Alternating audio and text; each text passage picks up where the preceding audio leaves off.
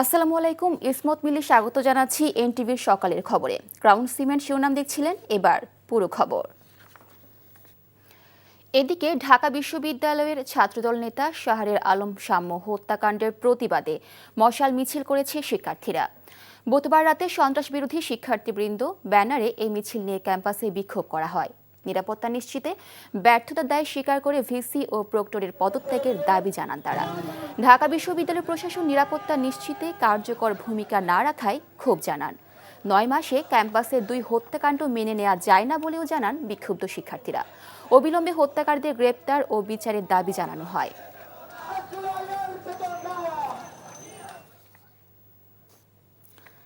চট্টগ্রাম বন্দরকে দেশের অর্থনীতির হৃৎপিণ্ড উল্লেখ করে সক্ষমতা বাড়াতে এর ব্যবস্থাপনা দ্রুত বিদেশি প্রতিষ্ঠানের কাছে দেওয়া প্রয়োজন বলে মন্তব্য করেছেন অন্তর্বর্তী সরকারের প্রধান উপদেষ্টা অধ্যাপক ডক্টর মোহাম্মদ ইউনূস। বুধবার বন্দর পরিদর্শনে গিয়ে তিনি এই কথা বলেন। আর চট্টগ্রামে জলাবদ্ধতা নিরসনে প্রয়োজনীয় পদক্ষেপ নিতে সংশ্লিষ্টদের নির্দেশ দেন ডক্টর মোহাম্মদ ইউনূস। চট্টগ্রাম থেকে এনামুল হকের ক্যামেরায় শওকত করিমের ডেস্ক রিপোর্ট। চট্টগ্রাম সফরের শুরুতেই বুধবার সকালে প্রধান উপদেষ্টা যান চট্টগ্রাম বন্দরের নিউমোরিং কন্টেইনার টার্মিনালে। বন্দরের কার্যক্রম নিয়ে প্রধান উপদেষ্টাকে অবহিত করেন এর চেয়ারম্যান। এ সময় প্রধান উপদেষ্টা চট্টগ্রাম বন্দরের ঐতিহ্যের কথা স্মরণ করে বন্দরের আধুনিকায়ন কার্যক্রম খুব ধীর গতিতে চলছে বলে আক্ষেপ করেন। বন্দর ব্যবস্থাপনার যারা পৃথিবীর সেরা যারা, তাদের হাতে দিয়ে দিতে হবে। যেভাবেই হোক, মানুষ যদি রাজি না থাকে তাদেরকে রাজি করাতে হবে। মানুষকে রাজি করে করার দরকার নেই, রাজি করিয়ে করতে হবে। পরে চট্টগ্রাম সার্কিট হাউসে মহানগরীর জলাবদ্ধতা নিরসন বিষয়ক মত বিনিময় সভায় যোগ দেন প্রধান উপদেষ্টা। শহরের জলাবদ্ধতা চলতি বছরের বর্ষা মৌসুমে আগের তুলনায় অর্ধেকে এবং ক্রমান্বয়ে শূন্যে নামিয়ে আনতে সংশ্লিষ্টদের নির্দেশ দেন তিনি। এত পানি গেল, টাকা গেল, সবকিছু গেল, কাজ করল না। কাজ তো আমরা এই খাদের দৈর্ঘ্য মাপও করবো না, গভীরতা মাপও করবো না। আমরা মাপবো মানুষের স্বস্তি কতটুকু এসছে, দুর্ভোগ কত লাঘব হলো। এর আগে প্রধান উপদেষ্টা কালুরঘাট রেল সহ সড়ক সেতুর নির্মাণ কাজের উদ্বোধন করেন। শওকত করিম, এনটিভি নিউজ ডেস্ক। সবাই সবকিছু মেনে নিয়ে গর্তের মধ্যে ঢুকে গেলে কিছুই পরিবর্তন হবে না, এমনটা উল্লেখ করে ডক্টর মোহাম্মদ ইউনূস বলেছেন, নিজেদের স্বপ্নে পৃথিবী গড়তে হবে সবাইকে। তিনি বলেন, বিশ্বে যে ব্যবসা সবাই শিখেছে তা আত্মঘাতী। ব্যবসা হতে হবে সামাজিক পরিবর্তনের জন্য, আর অর্থনীতির ভিত্তি হতে হবে মানুষ। বুধবার চট্টগ্রাম বিশ্ববিদ্যালয়ের 5ম সমাবর্তনে তিনি এসব কথা বলেন। রনি রায়হানের ক্যামেরায় হাসান মাহমুদের রিপোর্ট।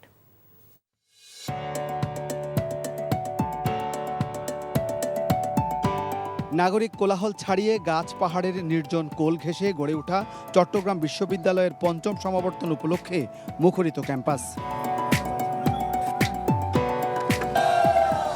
সমাবর্তনের প্রধান অতিথি হয়ে দীর্ঘ বিরতির ব্যবধানে এলেন এই বিশ্ববিদ্যালয়েরই একসময়ের শিক্ষক প্রফেসর ডক্টর মোহাম্মদ ইউনূস। তাকে বরণে তাই বিশ্ববিদ্যালয় কর্তৃপক্ষের ছিল অনবদ্য আয়োজন। প্রায় 23,000 মেধাবী শিক্ষার্থীদের তুলে দেওয়া হয় সনদ। বিশ্ববিদ্যালয় কর্তৃপক্ষ ডক্টর ইউনূসকে ভূষিত করে ডিলিট সম্মানে। প্রধান উপদেষ্টা বলেন, বিশ্ববিদ্যালয়ের পাশের জোবরা গ্রাম তাকে শিখিয়েছে অনেক। তিনি বলেন, নিজের স্বপ্নের মতো সবাইকে পৃথিবী সাজাতে হবে।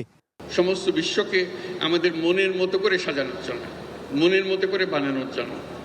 আমাদের যদি সেই লক্ষ্য না থাকে, তাহলে এগুলো গন্তব্যবিহীন গবেষণা, গন্তব্যবিহীন শিক্ষাতে পরিণত হবে। নিজের মনের একটা স্বপ্ন থাকতে হবে। এটাই আমার আবেদন, যে আমরা কী ধরনের বিশ্ব চাই, কী ধরনের সমাজ চাই, কী ধরনের সংসার চাই, কী ধরনের শিক্ষা ব্যবস্থা চাই। এগুলো আমার মনের মাধুর মিশিয়ে আমাকে বের করে নিতে হবে। গতের মধ্যে ঢুকে গেলাম, যা আছে সেটা মেনে নিলাম, তাহলে কিছুই পাল্টাবে না, কিছুই পরিবর্তন হবে না। মানুষের ইতিহাস পরিবর্তনের জন্যই ব্যবসা, এমনটা উল্লেখ করে ডক্টর ইউনূস বলেন, বিশ্বে এখন যে ব্যবসা চলছে তা আত্মঘাতী। আমরা এক ব্যবসা কেন্দ্রিক সভ্যতা গড়ে তুললাম। আমরা এই সভ্যতা আত্মঘাতী সমস্যা, আত্মঘাতী সভ্যতা, এটা টিকবে না। আমাদেরকে আবার নতুন সূত্রে যাত্রা শুরু করতে হবে, যে অর্থনীতির ভিত্তি হবে মানুষ, যে অর্থনীতির ভিত্তি হবে তার ভবিষ্যৎ পরিকল্পনা, ভবিষ্যৎ চিন্তাধারা। পাহাড় আর প্রাণ প্রকৃতি ঘেরা এই প্রিয় ক্যাম্পাসে অতীতের সোনালী দিনের স্মৃতি লেগে আছে। সেই সব স্মৃতিমুখর দিনগুলোকেই যেন খুঁজে পেয়েছেন শিক্ষার্থীরা। তাই তো নগর থেকে অনেক দূরে এই পাহাড় ঘেরা প্রকৃতি যেন জেগে উঠেছে শিক্ষার্থীদের মুখরতায়। 9 বছর পর এমন সমাবর্তনে প্রায় 23,000 শিক্ষার্থীর এই সমাবেশ বিশ্বের দ্বিতীয় বৃহত্তম সমাবেশ। হাসান মাহমুদ, এনটিভি নিউজ, চট্টগ্রাম বিশ্ববিদ্যালয়, চট্টগ্রাম। গণতন্ত্রকামী মানুষদের সাথে নিয়ে স্বৈরাচারের পতন ঘটিয়েছে শিক্ষার্থীরা। এখন তাদের পড়ালেখায় মনোযোগ দেওয়ার আহ্বান জানিয়েছেন বিএনপির স্থায়ী কমিটির সদস্য ডক্টর আব্দুল মঈন খান। বুধবার বিকেলে জাতীয় শিল্পকলা একাডেমিতে মহানগরী সাংস্কৃতিক ফোরামের দানবীর হাজী শাহাবুদ্দিন বৃত্তি প্রদান অনুষ্ঠানে তিনি এসব কথা বলেন। এ সময় তিনি আরও বলেন, তরুণ প্রজন্ম যদি ভুল পথে যায় তবে ক্ষতিগ্রস্ত হবে দেশের ভবিষ্যৎ, আর শিক্ষার্থীরা ব্যর্থ হলে বাংলাদেশ ব্যর্থ হবে। এছাড়া নিরপেক্ষ নির্বাচন হলে জনগণ যাকে নির্বাচিত করবে সেই ক্ষমতায় আসবে বলেও মন্তব্য করেন এই নেতা।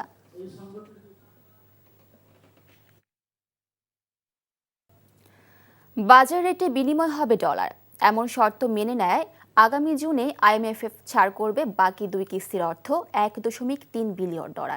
এ সময় বিশ্বব্যাংক, জাইকা, এডিবি সহ 5টি আর্থিক প্রতিষ্ঠান থেকে ঋণ পাওয়া যাবে আরও $2.2 বিলিয়ন। বুধবার দুপুরে কেন্দ্রীয় ব্যাংকে সংবাদ সম্মেলন করে এমন তথ্য জানান governor doctor Ahsan H Mansur. তিনি বলেন, খেলাপি ঋণ বাড়লেও কোনো ব্যাংকই বন্ধ করা হবে না, খোয়া যাবে না কোনো আমানতকারীর অর্থ। সেলিম মালিকের রিপোর্ট। 2023 সালে বাংলাদেশকে 5 কিস্তিতে $4.7 বিলিয়ন ঋণ দিতে সম্মত হয় আন্তর্জাতিক মুদ্রা তহবিল আইএমএফ। এরপর গেল বছরের জুন পর্যন্ত 3 কিস্তিতে $2.3 বিলিয়ন ছাড় করে সংস্থাটি। বাংলাদেশ ব্যাংক ডলারের দর বাজার ভিত্তিক না করায় বাকি 2 কিস্তির অর্থ স্থগিত করে রাখে আইএমএফ। বেশ পরে হলেও ডলারের দাম বাজারের উপর ছেড়ে দেওয়ার সিদ্ধান্ত নিয়েছে কেন্দ্রীয় ব্যাংক। দুবাই থেকে ভিডিও কনফারেন্সে যুক্ত হয়ে ব্যাংকটির গভর্নর বলেন, জুনেই মিলবে আইএমএফ এর অর্থ। IMF, Asian development bank, Asian infrastructure investment bank এবং জাইকা, এরা প্রত্যেকেই কমিটেড ফুললি যে তারা তাদের সাথে যে প্রোগ্রাম লেন্ডিং গুলো আছে সেগুলোকে রিলিজ করে দিবে ইমিডিয়েটলি আফটার IMF এর থেকে চিঠি পাওয়ার পরে। তো যাই হোক, আমরা মনে করি যে জুন মাসের মধ্যেই সবগুলো রিলিজ হয়ে যাবে। গভর্নর জানান, আইএমএফ এর ঋণ ছাড়াও বেশ শক্তিশালী অবস্থানে কেন্দ্রীয় ব্যাংকের রিজার্ভ। বাজারে ডলারেরও সংকট নেই। IMF এর টাকা ছাড়াও আমাদের চলবে। দুটো কারণে আমাদের দরকার ছিল। একটা হলো যে আমার ব্যালেন্স অফ পেমেন্টের জন্য অবশ্যই IMF এর টাকার দরকার, এই মুহূর্তে নাই, কিন্তু আরেকটু থাকলে তো কোনো অসুবিধা তো নাই। তবে দিন দিন খেলাপি ঋণের হার বেড়ে যাওয়ার পেছনে হাসিনা সরকারের অনিয়ম দুর্নীতিকে দায়ী করে গভর্নর বলেন, ব্যাংক ও গ্রাহক কাউকে ছেড়ে যাবে না কেন্দ্রীয় ব্যাংক। বাংলাদেশের ব্যাংকিং খাতের গুণগত মান আমরা আন্তর্জাতিক পর্যায়ে নিয়ে যেতে পারবো। যারা এখানে উল্টোপাল্টা করবে, আমরা কঠোরভাবে সেই সব বোর্ডকে ভেঙে দেব। পুঁজিবাজারে চলমান সংকটের বিষয়ে তিনি বলেন, বিনিয়োগকারীদের আরও সচেতনভাবে শেয়ার কেনাবেচা করতে হবে। সেলিম মালিক, এনটিভি নিউজ, ঢাকা। সিলেট থেকে এই মৌসুমের প্রথম হজ ফ্লাইট সরাসরি মদিনার উদ্দেশ্যে যাত্রা শুরু করেছে। বুধবার 408 জন যাত্রী নিয়ে সিলেট থেকে প্রথম ফ্লাইটটি মদিনার উদ্দেশ্যে ছেড়ে যায়। সিলেট থেকে সরাসরি মদিনার উদ্দেশ্যে রওনা দিতে পেরে উচ্ছ্বসিত হজ যাত্রীরা। হজ যাত্রাকে সহজ করতে যথাযথ পদক্ষেপ নেওয়া হয়েছে বলে জানায় বাংলাদেশ বিমান কর্তৃপক্ষ। পবিত্র হজ পালনের জন্য এবছর 2700 হজ যাত্রী মোট 4টি ধাপে সিলেট থেকে মক্কা ও মদিনার উদ্দেশ্যে রওনা দিবেন। বাংলাদেশ বিমান BG 237 ছেড়ে যাওয়ার আগে প্রথম ফ্লাইটের উদ্বোধন উপলক্ষে বুধবার বিমানবন্দরে এক উদ্বোধনী অনুষ্ঠানের আয়োজন করে বিমান বাংলাদেশ এয়ারলাইন্স। এ সময় হজ যাত্রীদের উদ্দেশ্যে প্রয়োজনীয় নির্দেশনা প্রদান করা হয়। ভারত পাকিস্তানের চলমান সামরিক উত্তেজনার প্রেক্ষাপটে বাংলাদেশের সীমান্ত অঞ্চলগুলোতেও নিরাপত্তা ব্যবস্থা জোরদার করা হয়েছে। চুয়াডাঙ্গা 6 নম্বর বিজিবি ব্যাটালিয়নের আওতাধীন মেহেরপুরের শোলমারী সীমান্ত এলাকায় দেখা গেছে বিশেষ সতর্কতা। বিজিবি কর্তৃপক্ষ এই এলাকায় নিয়মিত টহল, নজরদারি এবং স্থানীয় জনগণের মধ্যে সচেতনতা বৃদ্ধির লক্ষ্যে কাজ করছে। এদিকে বাংলাদেশ সীমান্তে ভারতীয়দের অনুপ্রবেশ ও পুশিনের বিষয়ে টহল ও গোয়েন্দা নজরদারি বৃদ্ধি সহ সর্বোচ্চ সতর্ক অবস্থানে রয়েছে বিজেপি। ওয়ালিউল্লাহ অলির ডেস্ক রিপোর্ট। দীর্ঘদিন ধরে শান্তিপূর্ণভাবে বসবাস করছেন মেহেরপুরের সীমান্তের মানুষ। তবে ভারত পাকিস্তানের সাম্প্রতিক যুদ্ধ পরিস্থিতির কারণে তারা কিছুটা উদ্বিগ্ন। এর প্রেক্ষিতে মসজিদে মাইকিং করে এবং জনসমাগম স্থলে সচেতনতা কার্যক্রম চালাচ্ছে বিজিবি। আমাদের সাথে বিজিবি সব সমাজের জন্য আমাদের কাছে আছে এবং আমরা তাদের কাছে আছি। তাদের সহায়তা থেকে আমরা নেবো আর আমাদের সহায়তা তারা নেবে। আয় তার দিন নাই। 0 পয়েন্টে আমাদের মানা করে দিচ্ছে যাওয়ার জন্য। এই জন্য আমরা ওদিকে আর যাচ্ছি না। মসজিদে মসজিদে মাইকিং করেছেন, মোড়ে মোড়ে আমাদের বলে দিয়েছেন এবং ওনারাও মাঠে আছেন, টহল দিচ্ছেন, যেন আমরা কোনো ভাবে তারকাটার কোলে বা 0 পয়েন্টে না যাই। বাংলাদেশ সীমান্তে ভারতীয়দের অনুপ্রবেশ ও পুশিনের বিষয় টহল ও গোয়েন্দা নজরদারি বৃদ্ধি সহ বিজিবি সর্বোচ্চ সতর্ক অবস্থানে রয়েছে বলে জানিয়েছেন BGB Comilla sector commander colonel Rezaul Kabir. যেখানে কোনো তথ্য আছে যে এখান থেকে পুশিন হতে পারে, সেখানে কার্যকরী ব্যবস্থা যা নেওয়ার সেটা আমরা নিচ্ছি।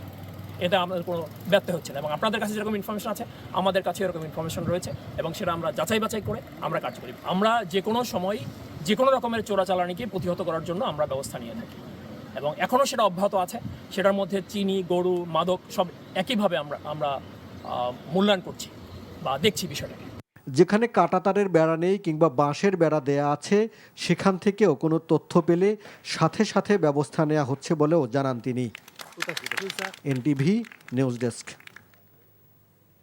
জগন্নাথ বিশ্ববিদ্যালয়ের শিক্ষার্থীদের আন্দোলনের সবশেষ খবর জানতে এখন যাচ্ছি কাকরাইলে। সেখানে আছেন সহকর্মী নূর হোসেন। নূর, শিক্ষার্থীরা কি এখনো রাস্তায় অবস্থান নিয়ে আছেন? কাকরাইল থেকে দেখছিলেন।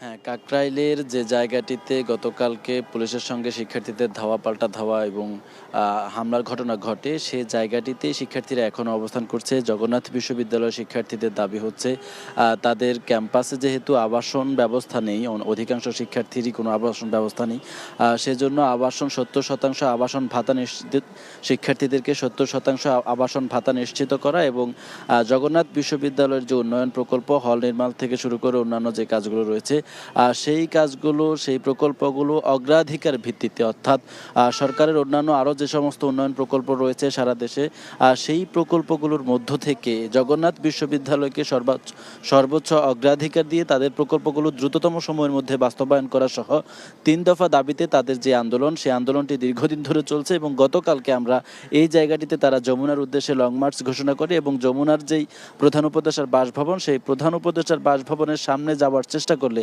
তাদের সঙ্গে পুলিশের সঙ্গে ধাওয়া পাল্টা ধাওয়া সংঘর্ষের ঘটনা ঘটে এবং শিক্ষার্থীদেরকে এখান থেকে ছত্রভঙ্গ করতে পুলিশ টিয়ার সেল সহ অন্যান্য আরও সাউন্ড গ্রেনেড নিক্ষেপ করে। কিন্তু শিক্ষার্থীরা তাদের যেই অবস্থান, আন্দোলন সেটি চালিয়ে যাচ্ছেন। তারা বলছেন যতক্ষণ পর্যন্ত না তাদের যে দাবি, সেই দাবিগুলো মেনে না নেওয়া হবে ততক্ষণ পর্যন্ত তারা আন্দোলন চালিয়ে যাবেন। কারণ এর আগেও তাদেরকে বেশ কয়েক দফায় আশ্বস্ত করা হয়েছে, তারা বেশ কয়েক দফায় আন্দোলন করেছেন। তখন শিক্ষার্থী উপদেষ্টা যখন বর্তমান জাতীয় নাগরিক পার্টির আহ্বায়ক নাহিদ ইসলাম ছিলেন, তিনি তাদেরকে আশ্বস্ত করেছেন যে দ্রুততম সময়ের মধ্যে জগন্নাথ বিশ্ববিদ্যালয়ের যেসব সমস্যা রয়েছে, শিক্ষার্থীদের যেসব দাবি রয়েছে সেসব দাবি মেনে নেওয়া হবে। কিন্তু সে আশ্বাসের পরও তাদের দাবি আসলে সেভাবে কার্যকর হয়নি, মানা হয়নি। সেই কারণে তারা আবার নতুন করে আন্দোলনে নেমেছেন এবং এবার তারা বলছেন যতক্ষণ পর্যন্ত তাদের যে এই দাবিগুলো রয়েছে সেগুলো মেনে না নেওয়া হচ্ছে ততক্ষণ পর্যন্ত তারা যমুনার সামনে, অর্থাৎ কাকরাইলের যে জায়গাটিতে এখন তারা অবস্থান করছেন, সেখান থেকে তারা সরে যাবেন না। এবং তারা আরেকটি দাবি, গতকাল রাত্রে আমরা যখন এখানে ছিলাম তখন জানিয়েছিলেন প্রধান উপদেষ্টা ডক্টর মোহাম্মদ ইউনূসের সঙ্গে তারা বৈঠক করবেন এবং ইউনূসের থেকে সরাসরি আশ্বাস এবং সুস্পষ্ট ঘোষণার পরেই তারা তাদের যে কর্মসূচি, সেই কর্মসূচি বাদ দেবেন, শেষ করবেন। কাকরাইল থেকে দেখছিলেন জগন্নাথ বিশ্ববিদ্যালয়ের শিক্ষার্থীদের আন্দোলনের সবশেষ খবর। এই ছিল সকালের খবরে।